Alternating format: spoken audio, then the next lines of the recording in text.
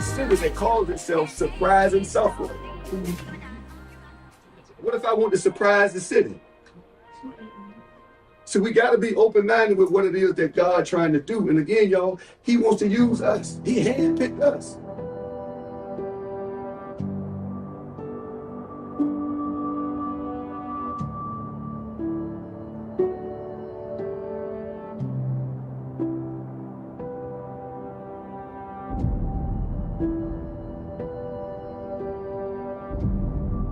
You will have to take inventory of who's on your boat. That's the first thing. You gotta assess your environment. He is telling us to do something. But you will have to take inventory of who's on your boat. First, you gotta make sure you own the boat. You cannot take proper assessments of doing what God told you to do if you are not doing it. You gotta be on board with what it is that He is asking you to do. Bringing the kids from the community to see Black Panthers, man, it's just a phenomenal moment to see at least about 40 kids. They're excited. I'm excited. Parents are excited. God didn't operate off of sense. He operates off of the leading of the Spirit. And whatever the Spirit is leading you to do it.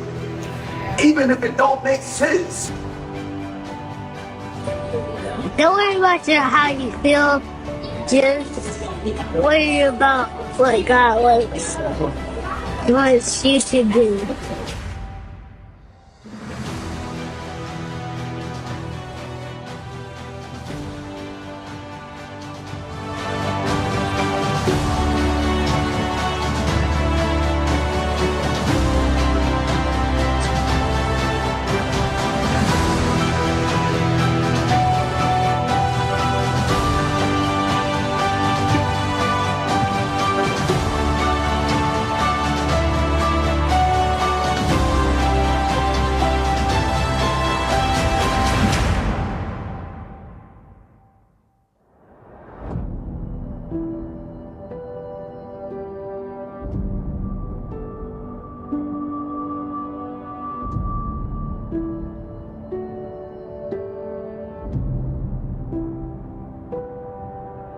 I can go back.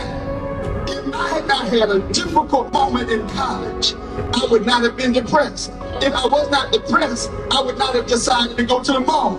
If I had not gone to the mall, I wouldn't have met my wife. If I hadn't met my wife, I would have never gone to Mount Lebanon. If I had never gone to Mount Lebanon, there would never have been a chapel. If there was never a chapel, there would never be a cathedral. If there wasn't a cathedral, there would be a Bible church. If there wasn't a Bible church, there would be a Bible. If there wasn't a Bible, there'd be no Mount Supper. If there was no Mount Supper, where would you be sitting today? You ought to look at somebody and tell them, he's playing in my atmosphere.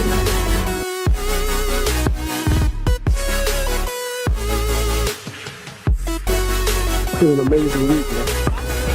An amazing week. You're talking about feeding 5 high school football teams Monday, and then turn around and feed about 3,000 today.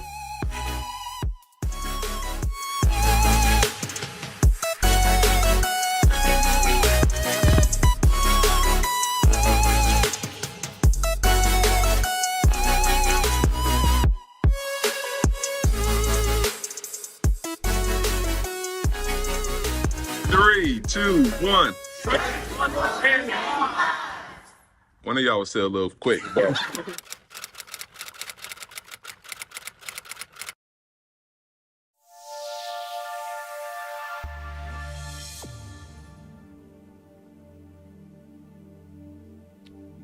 the 8th chapter. Very familiar passage, y'all. Verse 22. Listen at this. When they arrived at Bethsaida, some people brought a blind man to Jesus. And when they brought him there, they begged him to touch the man. And don't just touch him, but heal him. Jesus took the blind man by the hand and led him out of the village. And when he led him out of the village, he did something that was unusual. He spit on the man's eyes. Then he laid his hands on him. And he asked him a question. He didn't ask him how you feel about me spitting on you. He asked him, can you see anything? Wasn't even concerned about his emotions. Didn't care if he was mad or if he was upset. He just said, can you see anything? The man looked around. Yes, he said, I see people, but I ain't really seeing them clearly. They look like trees walking around. Then Jesus placed his hands on the man's eyes again, and his eyes were open. Oh my God. Oh my God. Oh my God. His sight was completely restored, and he could see everything clear. Jesus sent him away, saying, don't go back into the village on your way home. Y'all, it's my assignment to continue from the subject, got something to show you. God says, I'm not finished. I got something to show you. So for the benefit of our guests, we believe that God is strategic about everything. Pray with us. God, we thank you for the awesome privilege of this day. I surrender preaching to you now. Father, be the voice that speaks to us, and we will be the ear that hears what thus says the Lord to the church. Transform this auditorium into a classroom, that we may become students of the word, not just hearers, but doers also. In Jesus' name, amen. Before you go to your seat, just say, he got something to show you. He got something to show you. He got something to show you. Got something to show you. Got something to show you. It's interesting. It's interesting how easily we can lose sight. We can lose sight of purpose. We can lose sight of dreams. We can lose sight of family. We can lose sight of serving. It's easy to go blind and not even know you've gone blind. Well, how do you know if you've gone blind? Well, it starts off with you having a vision in your mind, seeing yourself graduating. And to all of our graduates, congratulations to you on an amazing accomplishment. But it's easy to start off with vision, being able to see dreams and to see yourself accomplishing goals, graduating, walking across the stage, whether it's a high school, middle school, or college. You dream of living this amazing life, living in this beautiful house and driving this amazing car, being married to this amazing individual. But then life happens. As you matriculating through life, you find yourself engaged or around people or in environments that is not conducive for vision. You can be moving on in life and not even know that as you're moving on, your sight is getting blurry. Your desire to have things are almost diminished. There are some places that are just not conducive for vision. And it's not until you leave those places or people that vision becomes possible. Jesus pulls him from a place and a people. If you would allow me for the next 15 minutes, I always wanted to say this because I heard somebody say this when we was in seminary, that if you would allow me just to write on the canvas of your mind and just walk with me. Imagine Jesus being over in another dimension, just finished feeding 4,000 people.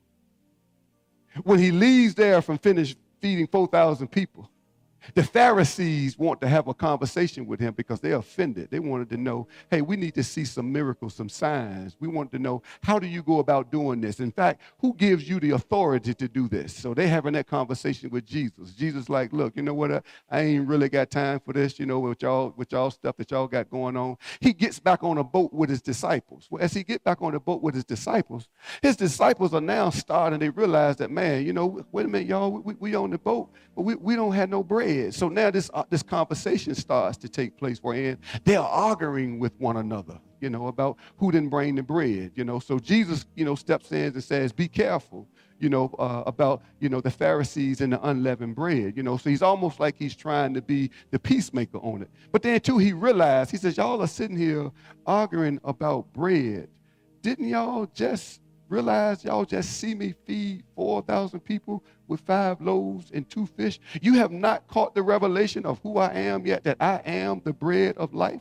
So this is what Jesus is saying. Y'all have been with me, You've seen me do miracles. If you can't see me doing the miracles in the Bible, look at your own life. You've been with me long enough wherein you've seen me take little and increase it to much. I took a little that you had and I stretched it out. If you need more memory space, just go back 5 years ago. In fact, just go back 3 years ago when everybody was getting furloughed and everything was shut down and you was wondering how you was going to make it. You still ate white potatoes. You still ate neck bones. You still ate steak. When you thought that you wasn't going to make it, and now that we are out of the pandemic, you're still worrying about how you're going to make it, how the car payment is going to get paid, how the mortgage is going to get paid, how am I going to pay my kids' tuition. God says, you still don't know yet? He says, I got something to show you. I got something to show you. Well, he was on the boat with them and he tells them, my vet, I got something to show you. But he didn't really want to tell them in word. So what happened was, if you look at the text, they arrived in Bethesda. And when they arrived in Bethesda, it amazes me that Jesus, as awesome as he is, he had already set it up that a blind man was being brought. Because again, they was having problem being blind. They had gone blind and didn't even know that they had gone blind. So God brings in another illustration right in front of them that there are some people bringing a blind man and they begged him to touch the man. One of the things that I've learned through this text, because God is always trying to teach us something, y'all. I want to use that word, and I really don't like using that word trying, because God says, Karl, I don't try to do anything. Either I do or I don't. Okay, so I'm saying, God, well, maybe God is attempting to teach you something. He says, I got something that I want to show you. He says, in this season, he says, I want you to understand that the blind man had to depend on other people. He says, but I had to do something. I want you to, and I want to make a quick recap so I can get to my other points. He says, in this season, you're going to have to understand divine opportunities. See, they bring him to Jesus. You have to understand that anytime you have an encounter with Jesus, it is a divine opportunity. God has orchestrated the universe just so that that person can have an encounter with Jesus. Here it is. I'm about to say something. It amazes me that we got guests in the house. What if this is God's way of orchestrating the universe just because he wants to be able to connect me with you or connect you with me? Because I've learned over time that God, even though we look at people as if they're people. But I've learned that now I don't look at people as just being people. I look at people as being keys, as if they open something. They open something. In fact, while I'm on that opening piece, God hit me with something this weekly. He says, you know what? We always say we got doorkeepers. He says in this new season, I don't want doorkeepers. I want door openers, because in order for God to do what it is that he's going to do, I don't need doorkeepers, because what doorkeepers do, they keep the door, and sometimes they determine who comes in and who comes out. God says, no, I don't want doorkeepers in this season. I want door openers. I want people who can open doors, because there are some people who are standing waiting to do my will, have taken my order, but the doorkeeper won't let them in. He says, I need door openers. God is looking for you to be a door opener. Be a door opener. You're not a key to something. You are a key to somebody. If God allowed you to have an encounter with somebody, you need to start asking questions. Why? Because God trying to show you something. He says, I'm trying to show you something. And if you judgmental about who he puts in front of you, God says, I really can't use you. Because in this season, you can't judge anybody. What if the blind man, what if the blind man had a judge, those who was bringing him? He was like, no, I don't even know y'all. I don't even know y'all. I don't even know y'all. I don't even know where y'all taking me. I don't even trust y'all. I don't trust any. What if his judgment was off? He says, I need door openers, door openers. Hit your neighbor and say he need door openers. Are you going to open the door? Are you going to open the door? You got to be a door opener in this season. Why? Because God is releasing divine opportunities, divine opportunities. I told y'all might think it's arrogant, but I call it this. When I meet people, I got a young lady that I'm going to meet after service. I talked with her yesterday on the phone. I can't wait to meet her, because I'm going to go and give her the heads up. My word to her is, it's a pleasure to meet me. Oh, yeah, there it is, y'all.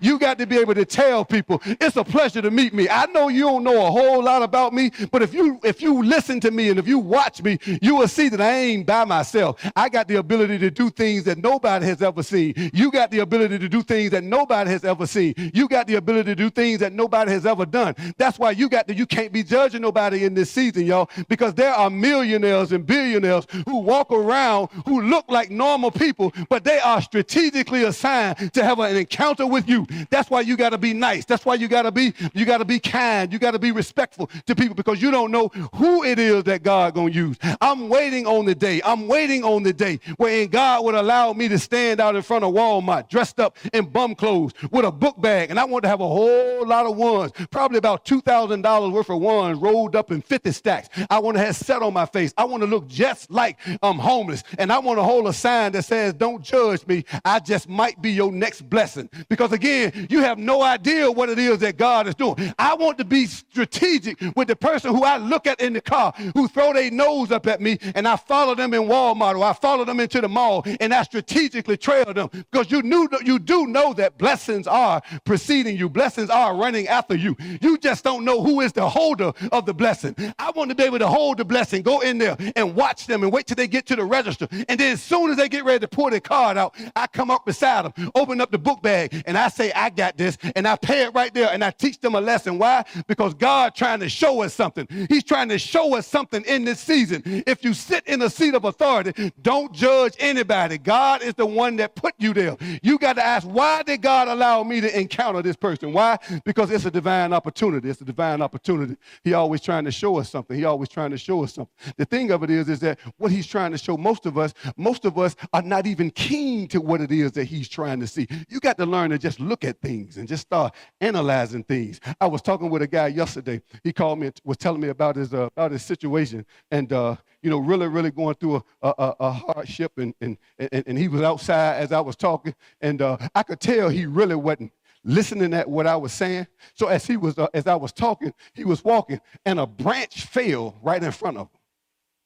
He said, hold up, Pastor Karl. He said, I got to tell you this. He said, as you was talking, a branch fell right in front of me. I said, really? I said, what? How do you process that? He says, that was God telling me to stop. I need to listen. See, God is always trying to show us something, y'all, but we're not even paying attention to the signs.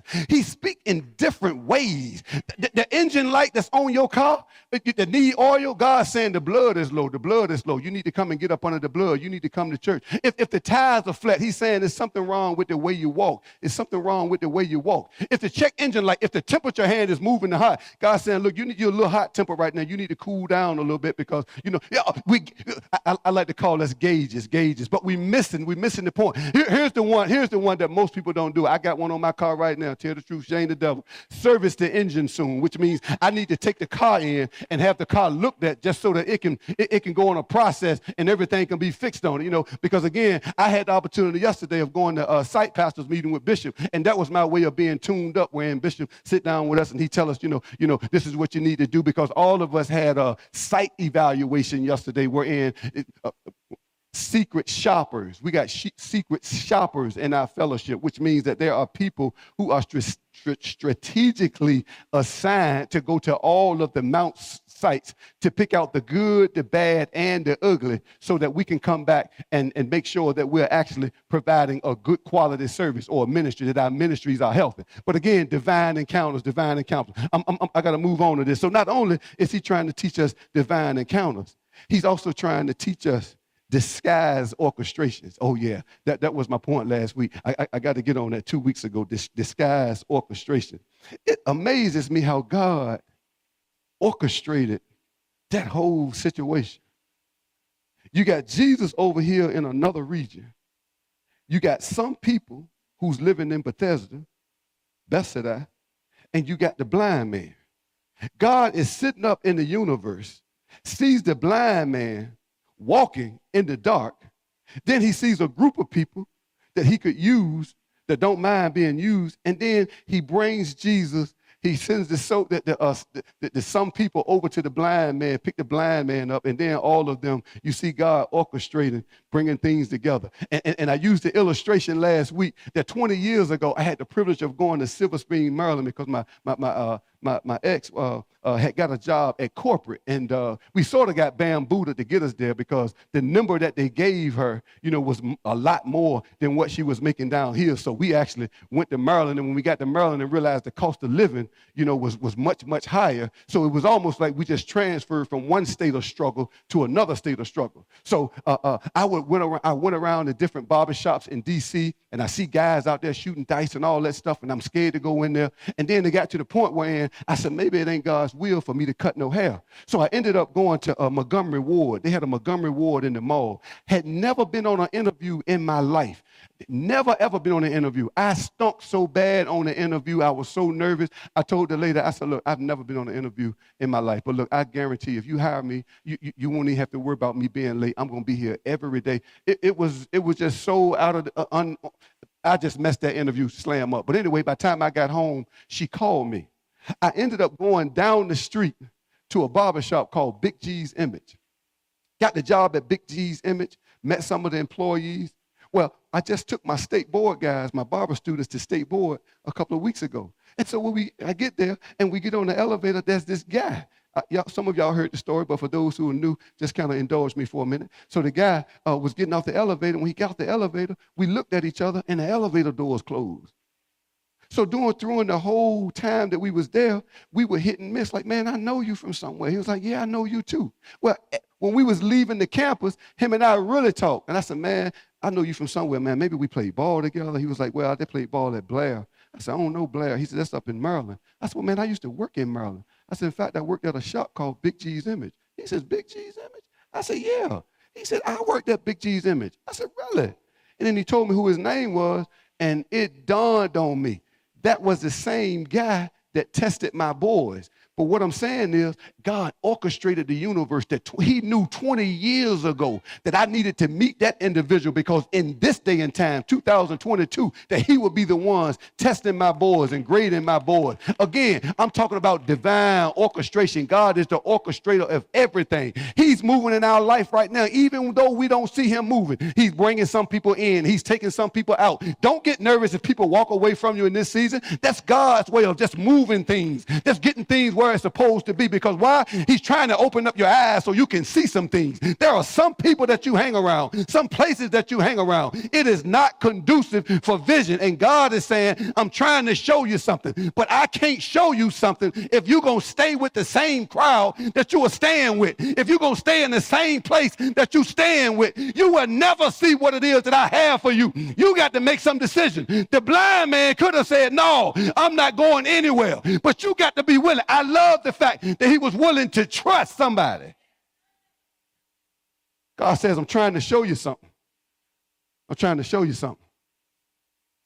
I got something I need to show you. They bring him to Jesus. They begged him, please heal him. Touch him and heal him. Jesus sits there and listens at their request. Doesn't say anything. I'm pretty sure that they was expecting Jesus to heal him right there. Jesus grabs him by the hand and takes him somewhere that he's never been before. God is saying, I'm trying to take, I don't try. I desire to take you somewhere that you've never been before. But you got to be willing to trust me. There was a change of leadership. That some people were his lead, they were his guys. They the ones he trusted. He's saying in this season it's going to be a change of leadership. I'm going to take you somewhere you ain't been before. You might not be able to see what it is that I'm doing. But this is not a seeing season. You're going to have to hear. Blind man couldn't see nothing.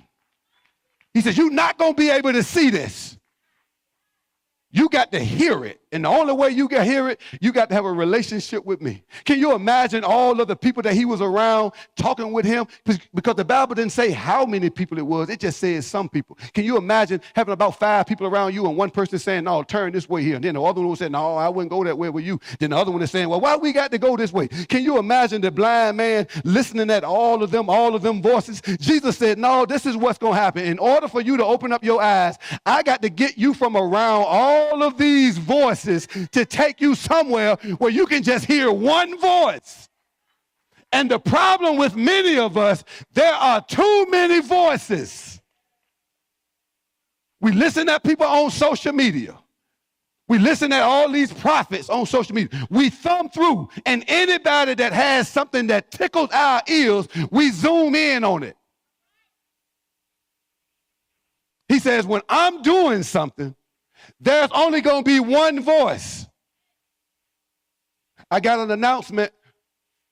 With what God is doing in my life, there's only one voice that God has assigned for me to listen to, and that is Bishop K.W. Brown. As much as I like T.D. Jakes, Joel Osteen, God did not assign me to Bishop T.D. Jakes. He assigned me to Bishop K.W. Brown. Now, some people might not like that, but that's who I'm assigned to. You got to ask yourself, God, who is the person that I'm assigned to speak to me?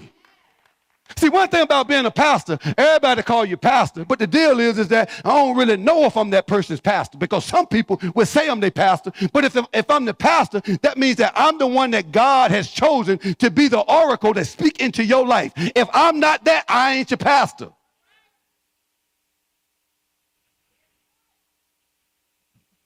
And most people feel like don't need a pastor. Do you feel that way about a boss? Because you got a boss. Do you feel that way about a president? You got a president. Whether you like it or not, you got a president. Everybody needs a pastor. Cannot pastor yourself. Here's my third point, y'all. Here's my third point. Disguised orchestration. So the first one was divine opportunities. Second was disguised orchestration. Here's my third one, y'all. Here's my third one. Disruptive operations. God says, I got something to show you. I got something to show you. First thing I want to show you is respect divine encounters. I want to show you that don't judge anybody. And if the person is in front of you, I orchestrated it for it to be that way. I'm trying to show you that. And the thing is that if you don't learn the lesson, you got to go through it again. And most people don't graduate or go to the next level that God has for them because you ain't learned the level on this. That's why he got us in school. We just saw kids graduated because they went from level to level. The Bible says line by line, precept by precept. I don't care how fast you want to get there. God don't operate like that. He operates in lessons. If you stop trying to be a perfect saint and learn how to be a perfect student, we can go somewhere.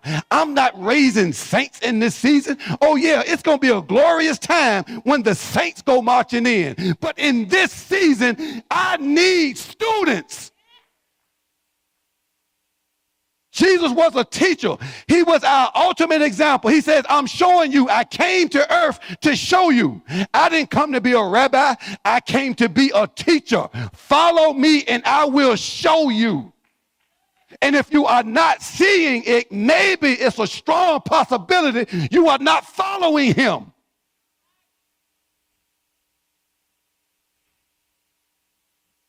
He says right here, disruptive operations. The method and how he will do it, it will be disruptive. Look at the way he did surgery on this guy.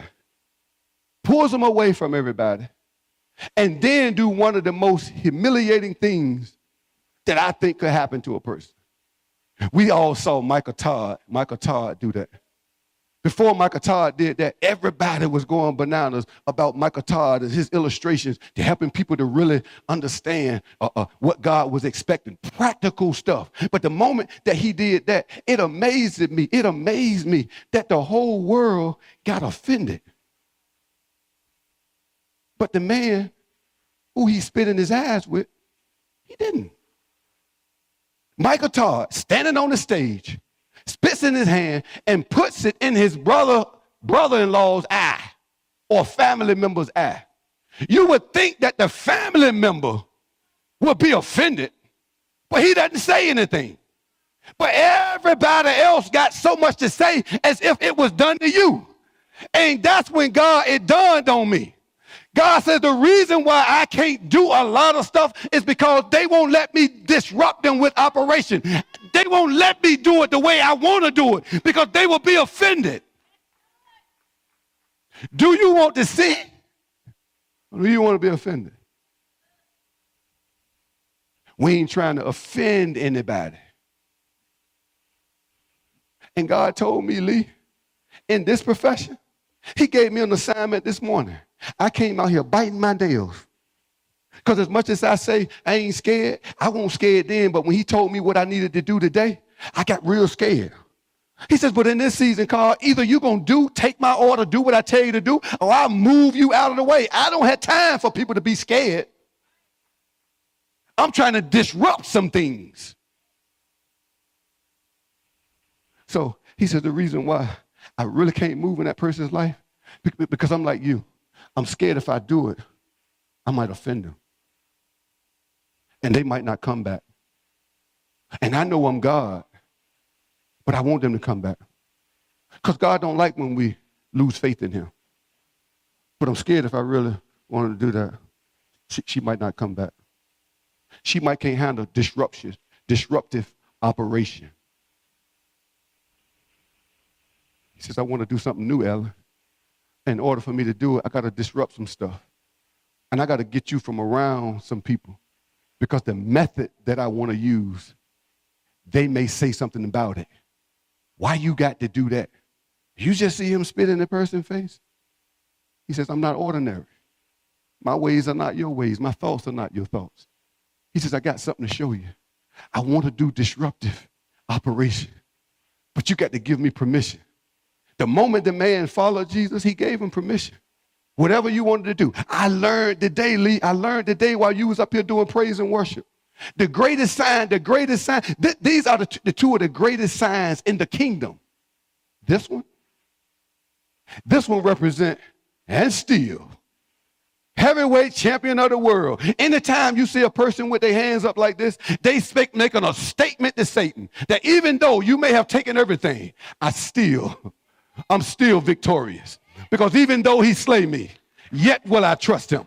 I lost my job. I lost my health. I'm going through some health challenges, but still, you making a statement. God turns around from heaven and says, can you believe this? Of all the hell that she's going through, she holding her hand up like she's still a trophy. That she crying and hurting, but she still got her hand up. I've seen football players get hit on the field, dragged off the field, and somewhere on their back, before they leave the stadium, you will see them raise their hand up. If they can't raise it all the way up, they'll raise it up as much as they can to make a statement that I'm still number one.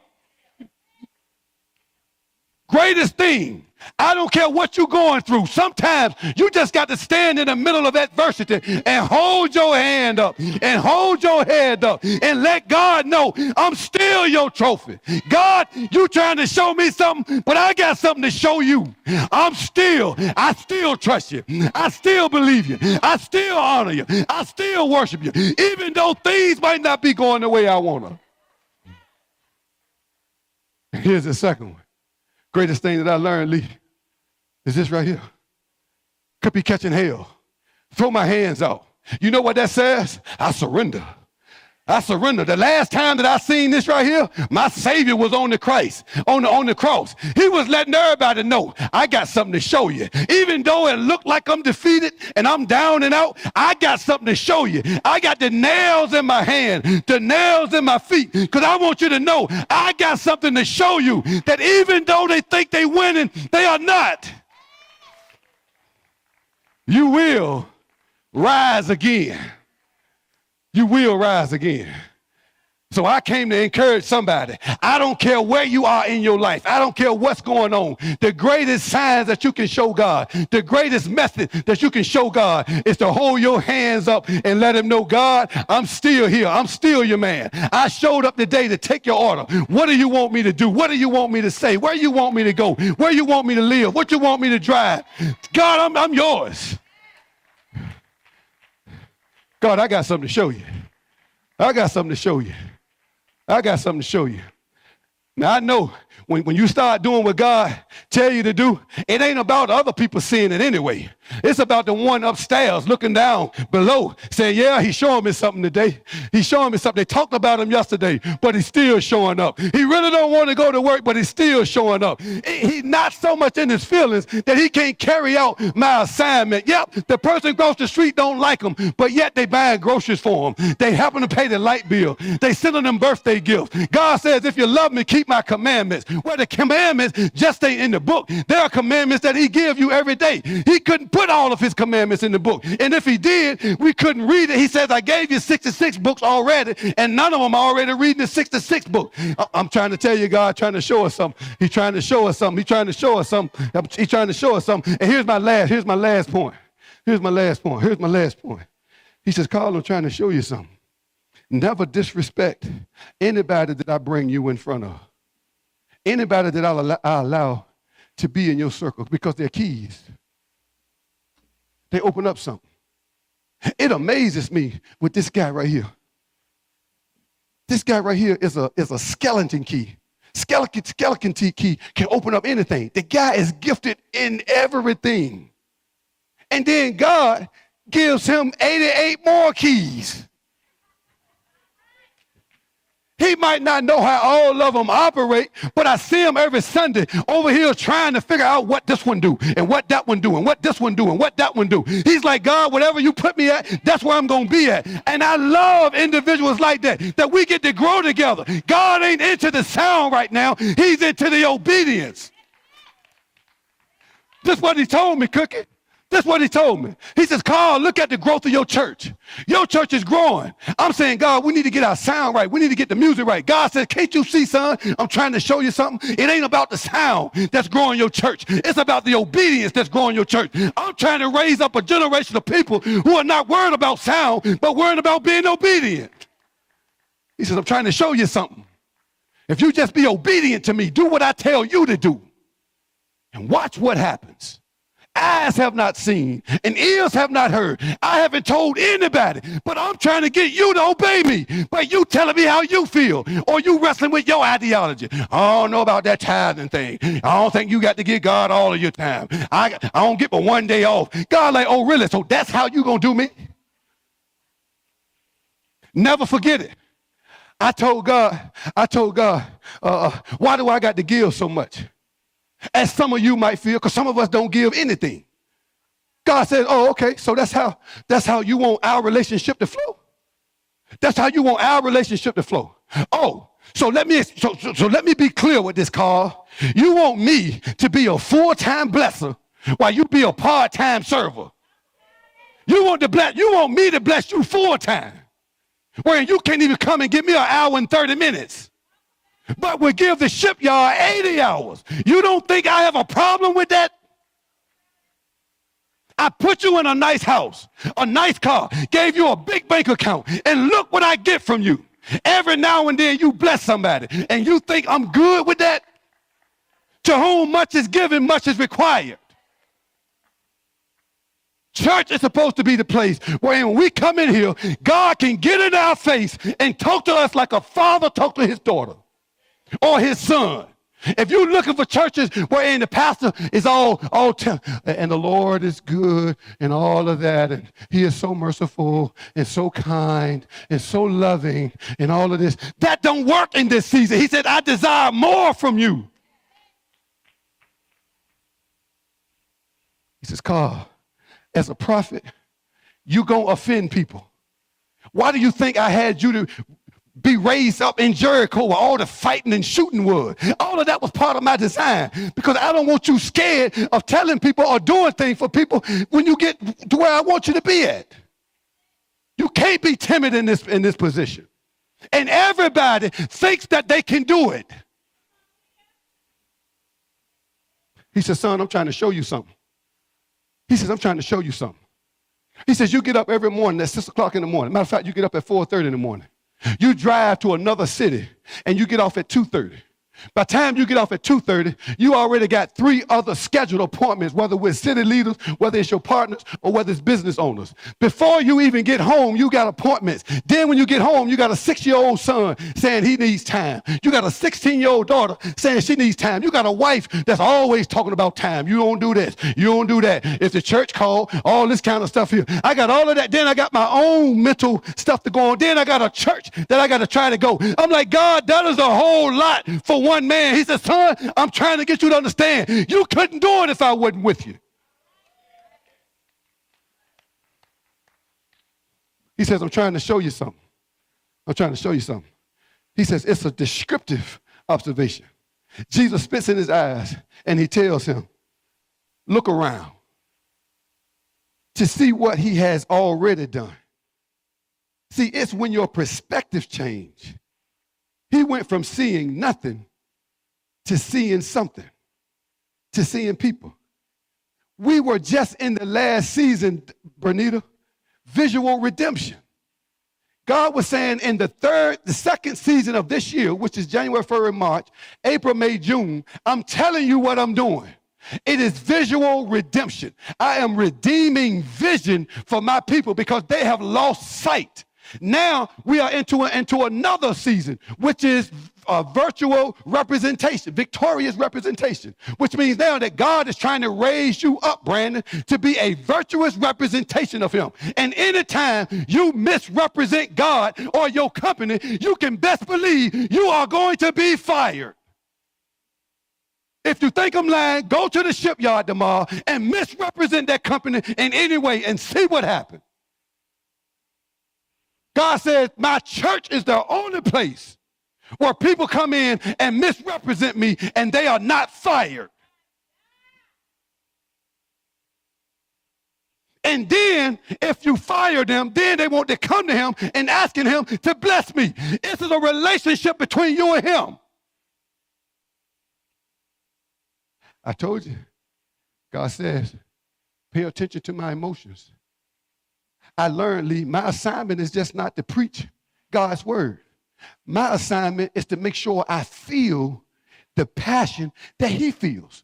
Most of you would think that the pastor is passionate. It's not me. God has to use a body that he can step into because he wants you to know, I want you to see my passion. I want you to feel my passion. I want you to hear how important it is. I care about you.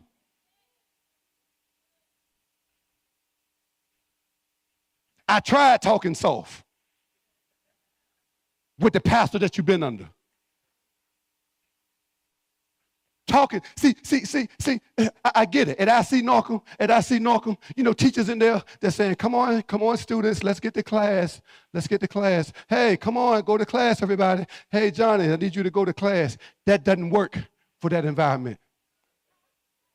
Talking soft don't work for that environment. Because they inner city kids. They come from the hood. They come from the ghetto. They've been cultured to a harsh word. Get your tail over there and sit down before I come in there and beat you. Y'all know I ain't lying. We cultured that way. And God's saying, it's a shame that I got to use these emotions as a father to say, get in line. I'm trying to do something.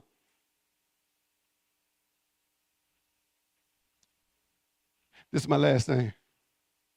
And I'm out. Descriptive operation. He says, Karl, you can play something, Saul, anything. He says, Karl, let me explain something to you, son. People are not going to join or leave your church because of the singing. He said, they're not going to leave your church because of the doorkeepers.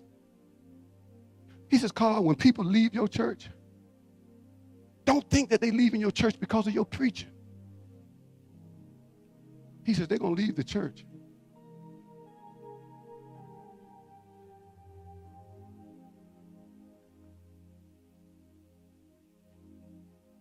because of this. He said, they're going to leave your church when you start raising a standard. That's when people are going to leave your church. The Bible says when the enemy comes in like a flood, God will lift up a standard. And for everybody who's sending out a mayday or SOS to God, God always sends first a prophet. He says, son, your assignment is to speak the things of God to the people of God, to help them to understand the hand of God on their life. He says, people are going to leave your church because you're raising up a standard. You can't walk in here and get on the instruments anytime you want to. He says, you don't do that on any other job. He says, raise the standard. He says, people who are in leadership positions, who can't stand up and meet the standard, get rid of them. And I'm saying, God, I can't do what I'm called to do at Mount Suffolk without these people. And he says, Karl, whose ministry in it? Your assignment is to say what I want to say. You are the mouthpiece of God. I didn't ask for that. There are those who preach the gospel, but then there are those who speak on behalf of God. A prophet is the mouthpiece of God. He says people are going to leave your church when you raise up a standard. And God is saying, our Father is saying, in this season, I'm looking for victorious representation. He says, I got something to show you. That's supposed to be flown every Sunday going forward, Kelly. Take the flag every now and then, go outside while cars are riding by. Let the world know a standard is being set. People ain't going to understand it, but it ain't for people to understand. It's for you to do what God told you to do, because he's looking down from heaven saying, hey, y'all, we found a place. We got a ministry wherein people are going to set the standard and do what we're trying to do. And what I love about it, Nicole, is he could use anybody. Took 12 people. I'm out of time. He just took 12 people. 12 men knew nothing about church and changed the whole world. He says, what I want to do in this city, it don't take a whole lot. But if I had a whole lot, imagine what I can do. I want to have a Sunday. We can stand to your feet. I want to have a Sunday. Well, I call it Military Sunday, where everybody just go out and get army fatigue, Navy, Air Force, Marine, and the whole congregation is decked out in military warfare. And when we leave, we usher out, go out into the community like soldiers on an assignment, on a mission. If you are here, God knows, God, if you are here and you do not know Jesus Christ and the pardons of your sin, it would be an insult for us to come in God's presence, to hear his expectations, and do not respond to the call. He says, behold, I stand at the door and knock. If any man hear my voice, and just open up. He says, can you be a door looking for door openers? I can kick your door down, or I can just step in. But I just want to see, are you willing to let me in? Maybe life is going the way that it is because I'm talking outside of the door and I want to be inside of the house. If that's you, all you got to do is step out into the aisle or text 71441. Restart. You started out with God and you just kind of like to start living your life you want to do.